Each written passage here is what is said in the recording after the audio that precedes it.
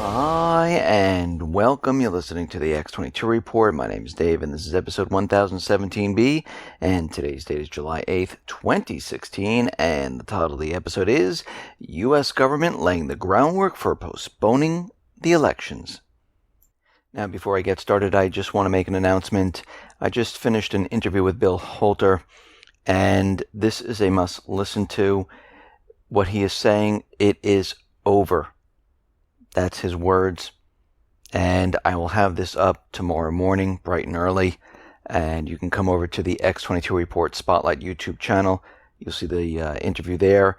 Or you can come over to the X22Report.com site. Scroll down a little bit. You'll see it on the right-hand side. Same thing with News Sentinel. Scroll down. You'll see it on the right-hand side, and you can play the videos there. Again, it will be up tomorrow morning, Saturday, bright and early, most likely around 8:30 Eastern Time. Let's get into the economic collapse, political and geopolitical news. Now, as we know, the U.S. is continually telling the world that North Korea is creating this nuclear weapon that's going to be able to hit South Korea, it's going to be able to hit Japan, it's going to be able to hit the United States. And they use the earthquake that occurred in North Korea to say that North Korea was testing a nuclear weapon. Now, the problem with this is that they never had proof that they actually used a nuclear weapon. They just said, "Oh, there's an earthquake, and we detected it, and they must be using a nuclear weapon in this area." The problem is that Japan and many of the other countries, they haven't detected any radiation or anything. And actually, there's been never any type of follow-up saying that, yes, it is confirmed. But what they've done was they used this. They used this to convince the world we need to up our military budgets. We need more advanced weapons in the area to protect ourselves. And this is what they do. Because we see, and we mentioned this before, that the U.S. and South Korea, they're working on a deal to bring in the THAAD system, and they like to put it in South Korea. And right now, they're close in making a deal. They're going to determine the location of this missile system. And we understand that this is not just for North Korea. Most likely this is for China, Russia. And Russia's looking at the situation and saying, well, if there's going to be a system in South Korea, Russia might have to deploy missiles in the east in response to this. Now, this is what the U.S. wants. They want Russia to respond to everything that they're doing. If we're placing a missile system, if we're bringing in military troops, military assets, we want Russia to do the same on their borders. This way, we can use the news, the propaganda, to convince everyone that Russia is building up troops. But when we look at the situation, we see that the U.S. is provoking all of this. Now, Obama came out, he made an announcement today, that the U.S. is going to be sending an additional 1,000 U.S. troops to Poland as part of his NATO effort to reinforce the alliance's eastern flank. Now, these troops are going to be rotational, and they're going to be rotating throughout the region. And, of course, the move is to deter Russian aggression. Now, when we look at the situation here, and we look at where all the bases are and the NATO ballistic missile defense systems, they're all throughout the countries pointing towards Russia. They're in Romania, Turkey, Poland, Lithuania, Latvia, Estonia, Spain. We see bases in all of these countries. And all of this is encircling Russia. And then Russia, on the other hand, is sitting here going, okay, you're right up to our borders, and this is a little nerve-wracking here. And what they're doing is they're setting up early warning radar systems. They're increasing troops in certain areas. They're putting up missile systems which will defend their land. Now, think about this. If Canada or Mexico allowed Russia or China or North Korea to bring in military hardware right up to the border of the U.S., how would that look? Well, the U.S. would be sitting here going, okay, what are they planning here? Because they're continually bringing military equipment right up to the border of our country, and we're not putting military equipment anywhere near them. So something's going on here. And this is what Russia is looking at right now. And we know from Putin's speech, he understands the neocons, what they're up to, what they're preparing for. They're preparing for a nuclear war. And we can see that I don't think anybody wants a nuclear war. Nuclear wars do not end well. The neocons, they believe they're going to be successful. They believe their first strike will be able to hit Russia, and all right, if they get a couple off, no big deal, we'll hide in our bunkers. Actually, this will help us. We'll reduce a lot of the population. This is their mindset. Now, out in Yemen, we see the Houthis. They are planning to launch a nationwide offensive against the Saudi-led coalition, and it looks like they're targeting several areas that have been under control of the pro-government units, and they're looking to take all of this back. And again, this is a proxy army of the U.S. government. They're using Saudi Arabia as their proxy army to put back the puppet government. But the people, the Houthis, the people of Yemen, they're saying, no, we want to choose our own government. The people of Libya, the people of Lebanon, the people of Iraq, the people of Syria are saying, we will choose our own government. But the U.S. government central bankers, they don't want that. Look what happened in Libya. The U.S., UK, Spain, France, the UN, they put together a government for that country. The country already said, we have a government. Just let us be. But the U.S. can't have that. They need the oil. They need the oil to flow. They need it on the dollar. And they don't care what the people want. They don't care what the people think. Just take what's happening out in the Middle East, take what's happening out in Ukraine, and take that back to the United States. And this is how they're going to treat every single person here in the States once they get their way and they get control. Because this is exactly how they operate. The people are nothing. The governments will tell you what to do. Now, the Kurds in Syria have started a surprise attack in Aleppo.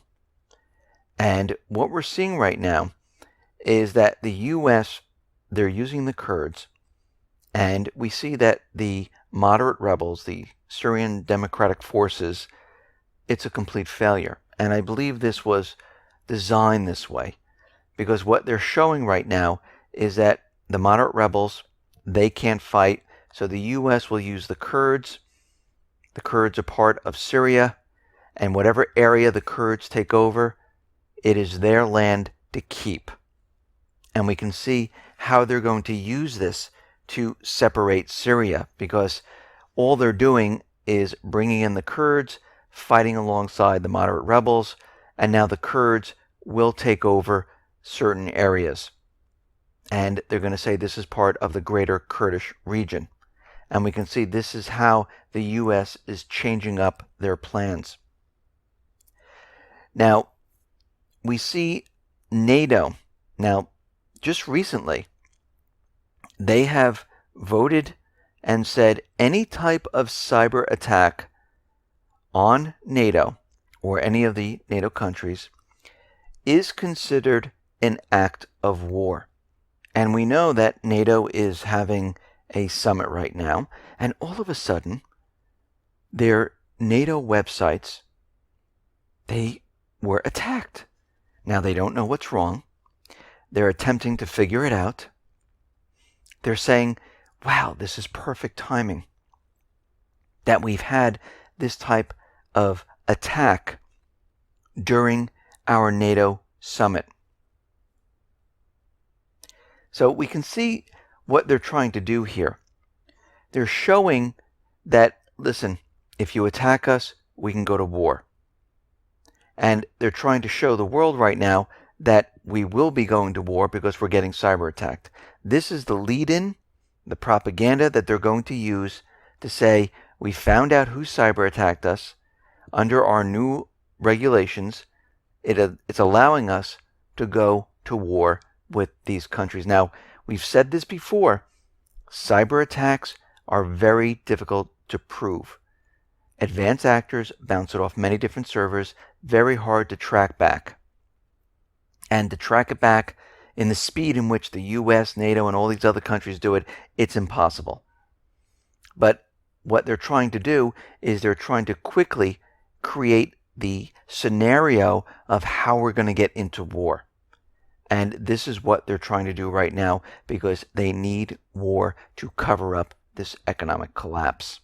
Now, yesterday we saw that there was a huge event in Dallas. Now, it's all over the corporate media, CNN, Fox, you name it, they're playing it up.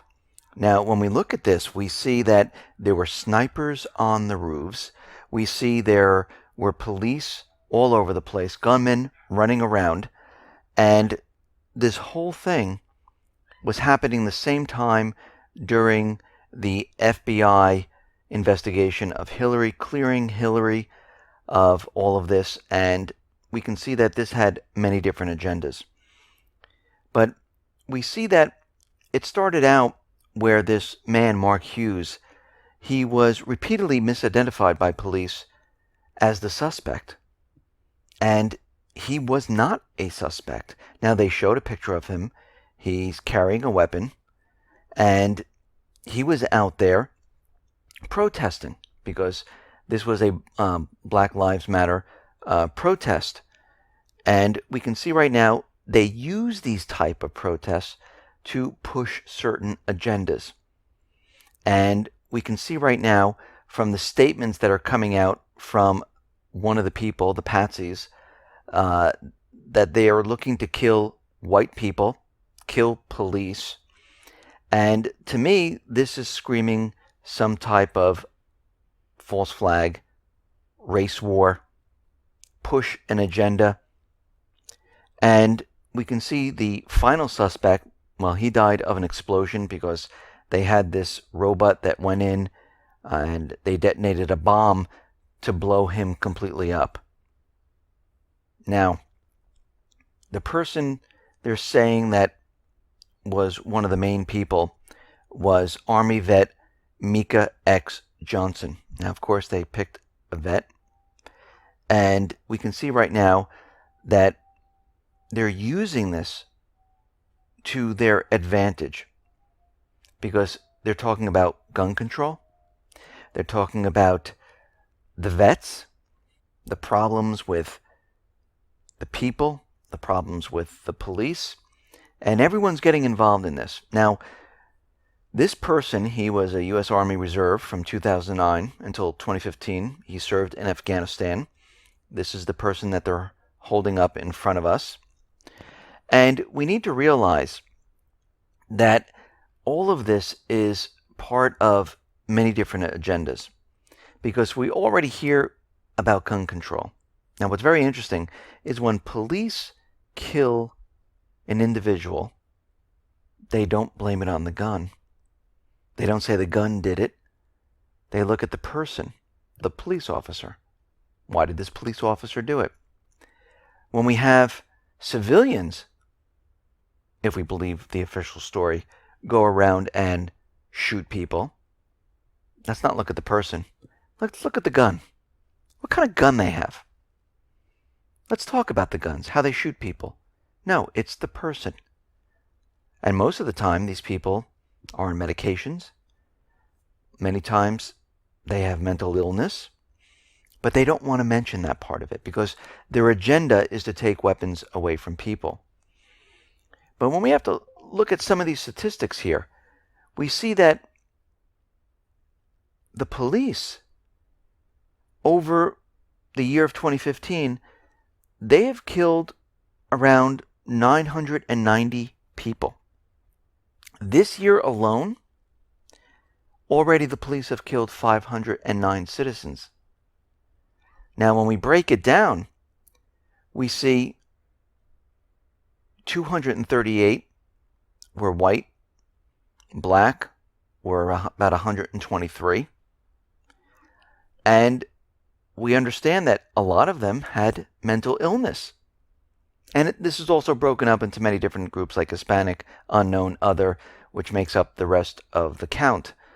But we can see that over the years, this trend is increasing. There was a time where the police were part of the neighborhood. The police worked with the community. But we're seeing a change over the last couple of years where the police are being militarized. They are purchasing military type of weapons. They're being trained in military tactics. We see the U.S. government stepping in, giving local police forces federal money, and now they have to abide by federal regulations. This is the way the federal government can take control of them. And we're seeing that the outcome of all of this is not a benefit to the people. And I know people are using Black Lives Matter, White Lives Matter. How about just Lives Matter?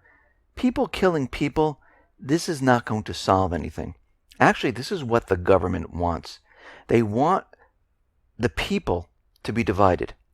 That's why you have Republican, Democrat, white, black. They like to put the two groups against each other. And they're doing this on purpose to take all eyes off of them and keep the people fighting, keep the people busy. But when we look at the situation here, we see there was an active shooter drill that took place 8 days before this occurred in Argyle, Texas, just 41 miles north. And this happened on June 29th, 2016. And it's very ironic that these drills continually take place right before a major tragedy.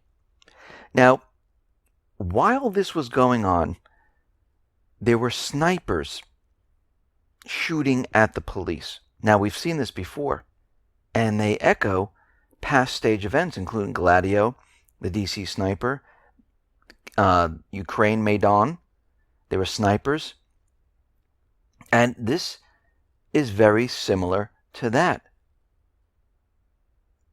So, what we're seeing right now is all of this is happening at the same time. They use the protests, they have agent provocateurs, they set it up, and they use this to their advantage. Now, there were hacked messages of Black Lives Matter from the leader's email, and it looks like Obama kind of planned the summer of chaos and maybe martial law. Now, very interestingly, Dallas Mayor Mike Rowling says he has been all in on Obama's gun control agenda. He endorsed the president's demand for a ban on assault weapons and high-capacity ammunition magazines. He's also keen on universal background checks for gun buyers. So this was the perfect area to stage something like this. Now, we understand the corporate media, the government is telling us that police officers have been shot. And I'm not saying they haven't been shot. Just because it's a false flag or anything like that doesn't mean that people die. I just have questions.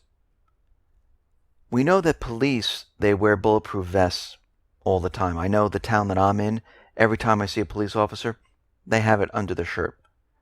I saw it in the pictures and all the videos. All the police are wearing bulletproof vests. So for these officers to die, were they hit in the head? Were they hit in the side maybe? I don't know. But getting hit in the chest area, they were protected. Now, we have to do a little bit of a flashback. Remember, the FBI kept the lid on the snipers in Occupy Wall Street. We know for a fact now there were snipers standing by to take out people. So what was all this done for? Well, it was done for many different agendas. They needed to change the storyline on the news away from the FBI, the Clinton scandal. They're going to be pushing gun control. It looks like they're trying to push a race war. The race war They'll say they're going to have to crack down on weapons because it's getting out of hand. If this race war is going to move forward, we will see this happen in other cities. It will begin to intensify. They'll bring in police, they'll bring in SWAT, and eventually, most likely, the National Guard and other units. And once this gets out of hand and big enough, Obama will step in and declare martial law and postpone elections, suspend the Constitution. And people say, no, this is not going to happen. How is he going to get away with this? Well, we have to remember one thing.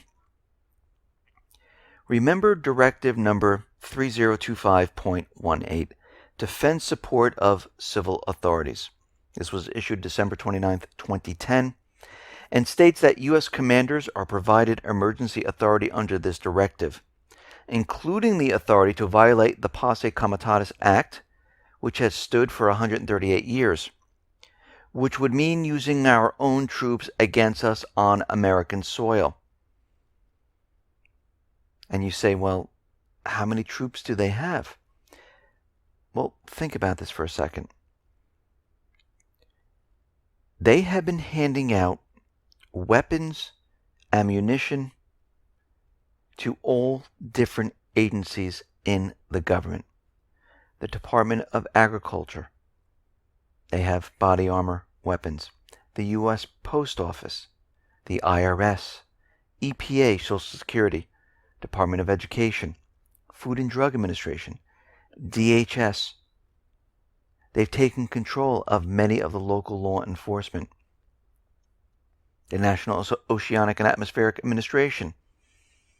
Now, does this mean that all these agencies are going to go out and enforce the law? No, I think most of these people are going to say, well, no, I'm not getting involved with this, and I don't think it will work. But they do have the local law enforcement. They do have DHS, and they will use whatever they have to, like National Guards and things like that, to enforce this. And we can see that at this point, this is a real possibility. Now, we're going to have to watch this very carefully because we understand all of this is happening at the same time. The economy is coming down. They're pushing war. And we know Obama does not want to leave office. We know they don't want the elections going forward because you have Clinton and Trump. And this is a very dangerous situation. I know they can manipulate the elections. How far they can manipulate it, that might be difficult. And we can see right now we're going to have to watch this very carefully. As we move throughout the summer, things are going to heat up. Listen, everyone, thanks a lot for listening. Be well, be safe, and especially be prepared. Thanks a lot.